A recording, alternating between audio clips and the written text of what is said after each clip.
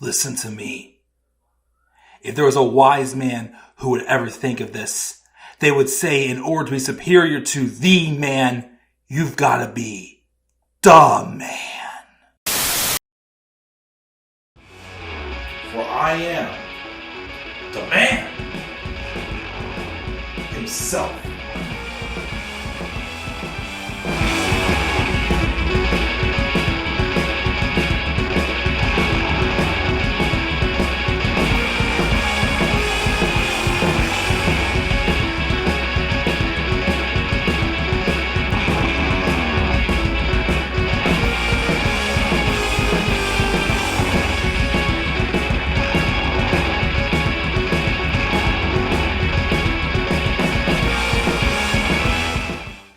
We are now here to talk about my WWE Fastlane 2023 preview and predictions. And this show is taking place tomorrow, October 7th, 2023 in Indianapolis, Indiana. I also wanted to thank you all, guys, as my Fastlane predicted match card, thumbs up in views. It broke 1,000 views, which I liked. I mean, I missed the days where all my match cards are getting like 8 to 10,000, some like 20,000. The most I ever got on a match card was like 40,000, which was my Roadblock end of the line match card. And a few others reached the 30s, 30,000. So again, the views ever since like mid 2017, the views on my match cards were down. That's another reason why I again stopped doing them in 2021. But again, with me going full-fledged booking to 2000, I wanted to bring them back and see what they did. Couple hundred of views. Like the only one that didn't really do well was the Night of Champions one. Well, on TikTok, that one got a lot of views. But the Fastlane ones are doing really well. Did really well. So I hope those continue to improve. As far as my thoughts, so I almost waited until after SmackDown tonight to do these. But again, I don't know how tired I'm going to get, and I am pretty busy tomorrow. So I won't have time to do this tomorrow. So I thought I'd do them tonight. It's a 5-match card, which these smaller cards I like. We don't need like 12 matches, like 10 to 12 matches for every single pay-per-view. Like WrestleMania can be like 10 matches if they want. SummerSlam, like 8 to 10. Like, these cards are being set up now like how NXT takeovers were when Triple H was in full control of NXT. The problem I have with this card, though, is all the 5 matches have a purpose, but most of them are tag matches. We only have one singles match, one-on-one, and that's the most likely main event, which I think either you would think the last man standing match would be the main event, but I also feel there's a chance. John Cena and LA Knight could main event also. There's a chance, I think. The women's title match, I'm not too sure how I feel about that one. The tag title match is a little random. I am interested, of course, in the LWO and Bobby Lashley and the Street Profits. Although, I don't know who... I'm predicting the Legado del Fantasma members will be the 3 in that match. But there is another trio involving the LWO and someone else that I think they've teased to be called up also. I forgot to mention his name earlier in the stream. That I think I would have loved to have seen Ben in this match to make it even more interesting. So, let's roll into what I'm talking about, because it could still be a good show. I think all 5 of these matches, which maybe more, who knows, but I don't think, I thought maybe we were going to get Rhea Ripley and Nia Jax. That wasn't announced on Raw. It probably would have been announced by now if it was going to happen. And I don't know what else is on SmackDown that could be happening on this show, too. but we'll see. So, 5 matches. I'm going to pick them again in order as I normally would. So I think what will open the show is this tag title match with Judgment Day's Finn Balor and Damian Priest, which, of course, Damian Priest is also Senor Money in the Bank. He's been decent as Mr. Money in the Bank, but I still feel like he's not quite ready yet to cash in. He's getting there, but not quite. Even though, I'll talk about in the main event, there was something that was said on Raw, though, that kind of stood out to me, that thinks it may happen on this show. But I still wouldn't say not yet. But they're taking on the team of Cody Rhodes and main event Jey Uso. Mr. Just Me Uso. Day one is just me Uso. Day one is just me Uso. I do love his new modified theme. I do gotta download it. And his chant also. But I do believe this match will be good. I do think it can be good. Again, like, all 4 of these guys are talented.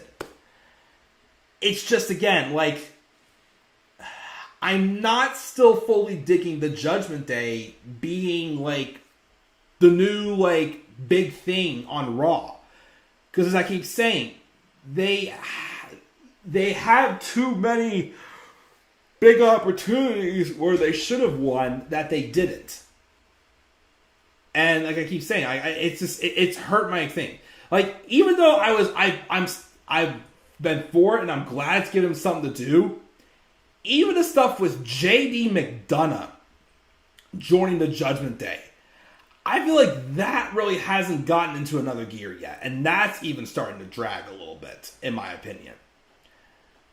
Like, they keep teasing these breakups. Like, Dom basically got threatened to not come home unless he brought back the North American title, which he did. But again, it's just it's just so back and forth, and to me, it's just not as interesting anymore. And how many more times are we going to see Cody Rhodes fight the Judgment Day? Like, I feel like this match was only done just to get Cody Rhodes in a match on this pay-per-view, because he didn't wrestle in the last one. He was just had a random Grayson Waller segment where he brought in Jey Uso. Which, okay, yes. But also, even too, as I worried, since SummerSlam, it just feels like they're just stalling with Cody. Like, we know the end goal. I mean, he got past Brock Lesnar. He was acknowledged by Brock Lesnar. And we know this move to bring Jey Uso over to Raw was so that Cody can go to SmackDown. And this BS where Adam Pearce is saying that they don't know yet who's going to SmackDown. He said it on, I think it was not this past week, well, the week before, he said it on Raw. That is complete BS. We know the whole reason why Cody did this, so he can get the SmackDown and get another shot at Roman. Also, why are both Cody and Jey going to be on SmackDown tonight? I mean, yes, I get the Judgment Day, but why should Cody and Jey be there? Like, what I would do in this match, newsflash, Judgment Day are retaining. I don't see them putting the belts on Cody and Jey. But I think what's going to happen is this is kind of like the thing where we keep them apart for a little bit, but here and there they run into each other. I think Jimmy is going to help the Judgment Day win this match, and Jay's going to take the pin. Like, we could see that happen. We could see, because Survivor Series is next month. I don't know if they're going to do War Games. I keep hearing now that they are. Or they're going to be doing Raw versus SmackDown, which I'd rather do Raw versus SmackDown. Not that. I'd rather do War Games, of course. Somehow, some way, because they asked Jimmy recently about joining Judgment Day. And I mean, even though the bloodline, this stuff, I keep saying, the stuff with Jimmy Uso on SmackDown, they are just so overcomplicating it. And I keep saying it. It's a story that should be working, but every week it just feels like that they're exposing more and more plot holes of this. Like, okay, he thinks he's the tribal chief. Well, one week the Bloodline's acting like they trust him, but in the following week, they don't trust him. So my thing is while the Bloodline are still trying to figure out if they still trust Jimmy or not, I think they should have Jimmy Uso, like if they want to have a 5-on-5 and do like Cody Rhodes, Jey Uso, Sami Zayn, Kevin Owens, and maybe Drew McIntyre or something, I don't know, and have them take on the Judgment Day, which you can do Dom, Finn, Damian, and JD. Have Jimmy be the 5th member. Have that be another time where they collide in there. So I think that's what this match is more so going to set up. Have Jimmy cost Jay the match. Even though, like I said again, I don't get why Cody and Jay are able to appear on SmackDown. Once again, why can't we just get to the point and have Cody go to SmackDown? Because like I said, Cody's plans up until the Rumble is just going to be dragged out. It really is dragged out, for sure. Because all he's fighting is the stinking Judgment Day. Now, they are hardcore teasing a match with him and Drew McIntyre. Maybe we'll get that at Crown Jewel. Because if we do War Games, I think Drew will be teaming with them. I could see. And maybe, because again, I think, well, I'll get into the rest of my another Survivor Series prediction later on in this part of the stream. But yeah, Judgment Day's retaining, and I think it'll be because Jimmy attacks Jay, and then Jay eats the pin. I think that's where they're going with it. So that's that match. The second match on this card, I think it will happen, is the LWO versus Bobby Lashley and the Street Profits. This is purely a match just to give more momentum to Bobby Lashley and the Street Profits. But now, I think it would make more sense to just have the 3 members of Legado del Fantasma, which is Santos Escobar, Joaquin Wilde, and Cruz del Toro, fight in this match, in my opinion.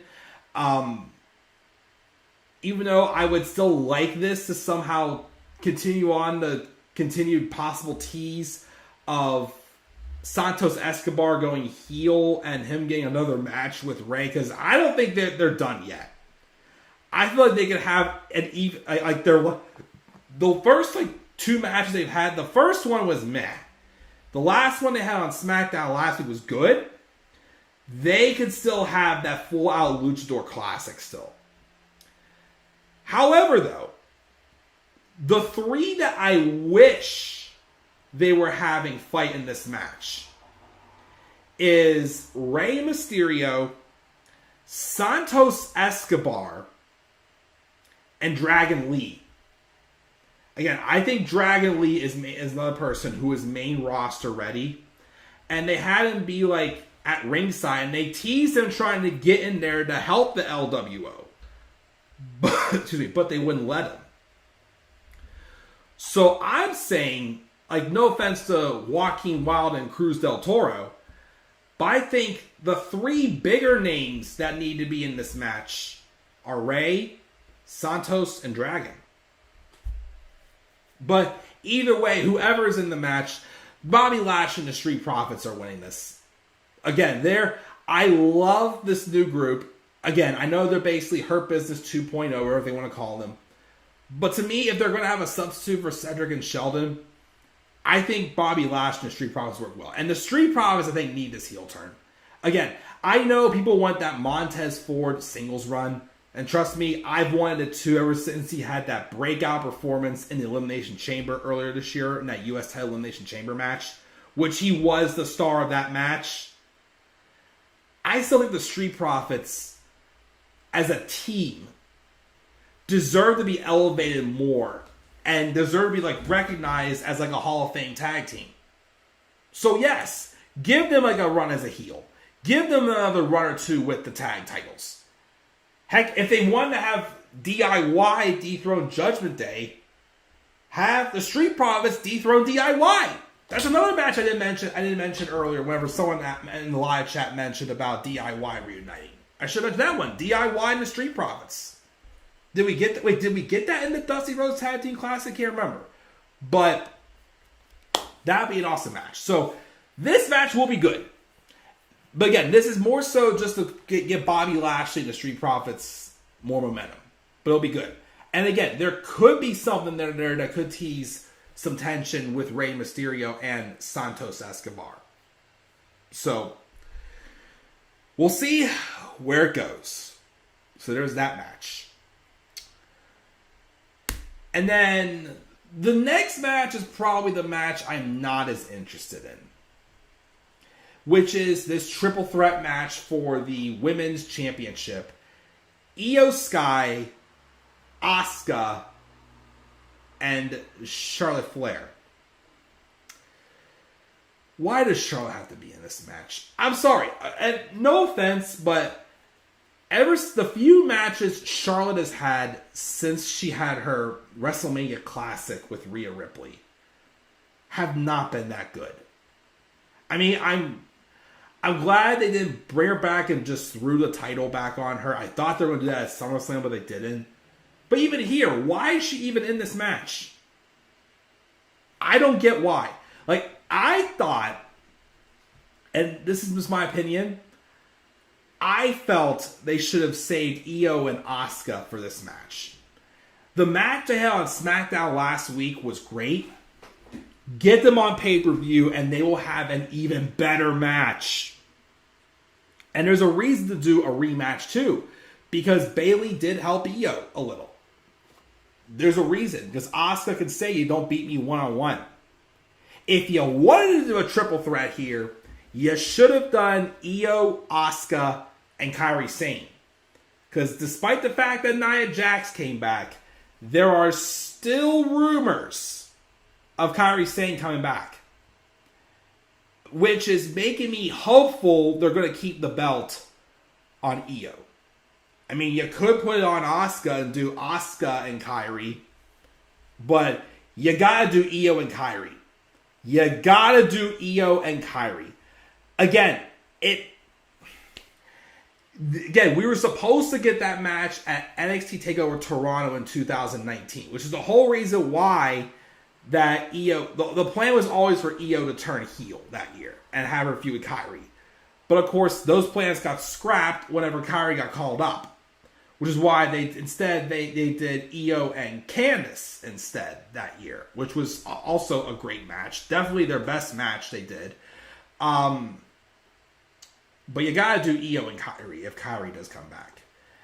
Now, as far as who wins this match, I would still say the safest bet for me to say is Charlotte. Because I'm sure they want to throw the belt on Charlotte. Heck, they could probably throw it on Charlotte just for her to drop it right back to like Io or something. I don't know. But with the rumors of Kairi looming, of her coming back, I still think there's a chance they keep the belt on Io. I'm afraid they're going to put it on Charlotte. But I'm thinking with the rumors of Kairi coming back, there is more and more of a chance I'm feeling a little more confident that Io may retain here. Probably by pinning Asuka, but, you still have to do that one-on-one. Like I said, if you want to do Io, Kairi, and Asuka in a triple threat, all power to you. That would be awesome. But you gotta do, if she comes back, you gotta do Io and Kairi, and you also gotta do Kairi and Asuka also one-on-one. Those are all dream matches. So yeah, we'll see how this goes. Again, the triple threat at SummerSlam with Bianca, Charlotte, and Asuka, something was off in that match. So I'm hoping it doesn't happen again here, but we'll see. 2 more matches left. Here's the first match I think could possibly main event the show. This tag match with John Cena and LA Knight versus Jimmy Uso and Solo Sikoa. Now, again, well, I think it's very obvious that John Cena and LA Knight is going to win this. Even though I don't like that Jimmy hasn't really won much since he turned heel. But I still think him even winning here is going to do nothing, because the people who need to win more is LA Knight and John Cena. And not John Cena, LA Knight. Even though Cena's in this match, LA Knight needs to be the one to get the pin. He gets the winning pin. Because even though they teased also AJ Styles, it's obvious that either at Survivor Series or at Crown Jewel, they're going to do Roman Reigns and LA Knight. Now, here's what I think is going to happen. Okay. Either Crown Jewel or Survivor Series, they're going to do LA Knight and Roman Reigns. I also think that they're going to do AJ Styles and Roman Reigns at the other one, because they had AJ get involved in the bloodline. I also, though, think there's a chance, even if it's War Games, I still think there is a chance we could get one Raw versus SmackDown match at Survivor Series, and that is Roman Reigns and Seth Rollins. I think there's a chance that match could happen at Survivor Series. If that happens, I will be okay with that, even though we've seen it again how many times. But I think with the circumstances, I think there's a chance we could see that. But either way, this will be a good match. The whole point of it, though, is for LA Knight to get over, and he gets an opportunity at Roman Reigns at either Crown Jewel or Survivor Series. I'm going to say Crown Jewel. I'm going to predict it happening.